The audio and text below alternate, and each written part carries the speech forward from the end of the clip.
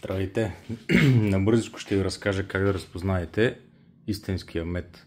Когато медът е пресен, той е течен и не е сгъстен и понякога е трудно да се уверим, че медът е истински. Затова първото нещо, което може да направите, е да обърнете буркана наопаки и погледнете дали се получават стълбчета.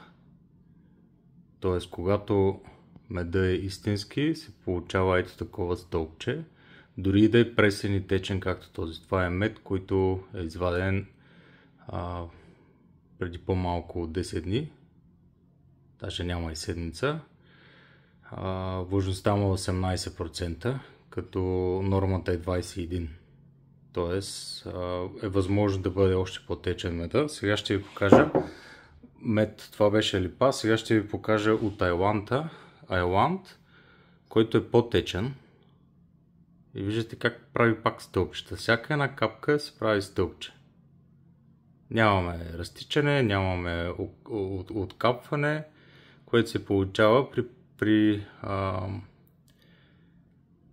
имитациите на мед. Всяка една капчица си пуска стълбче и плавно пада. Така, другото нещо, което можем да направим, след като вече сме си харесали буркана и сме го купили, само момент, сега ръка трудно, е да отворим самия буркан и да излееме малко медец във водичка. И веднага виждаме какво се получава. Медът се отделя, не се разтваря, седи на дъното.